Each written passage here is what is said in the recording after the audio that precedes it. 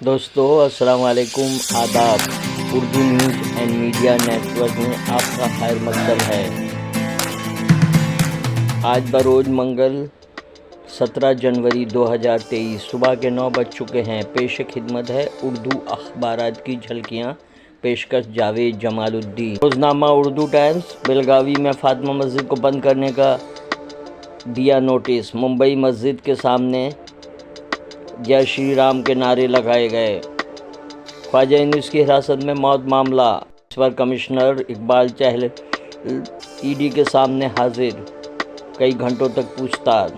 Hamas کے زیر نگی ہونے سے قبل غزہ میں بات کرنے کی آزادی تھی، اب نہیں۔ ادارتی صفحہ ہلدوانی ایسے کسی کو اجاڑ نہیں جا سکتا۔ خصوصی مضمون نواب اختر علی۔ فسادی اینکر اداریہ۔ روزنامہ ہندوستان کی شہر کی مرکزی حکومت نے کورونا ویکسین کے منفی اثرات کا اعتراف کیا۔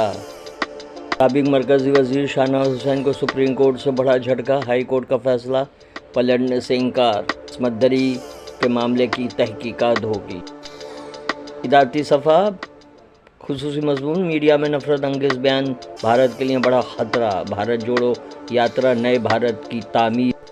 روزنامہ Mumbai Urdu news. Corona vaccine کا عوام پر ری ایکشن ہوا، کولجیم میں ہماری بھی نمائندگی ہونی چاہیے، مرکز کا سپریم کورٹ سے مطالبہ۔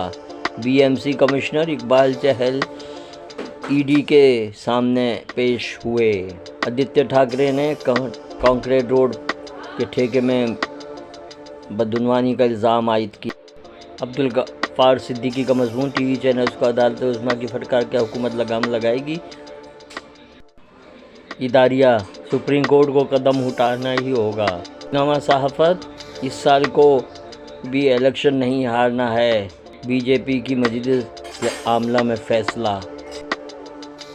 درگاہ اجمیر شریف کے خادموں پر مار پیٹ اور زائرین سے روپے ایٹھنے کا الزام۔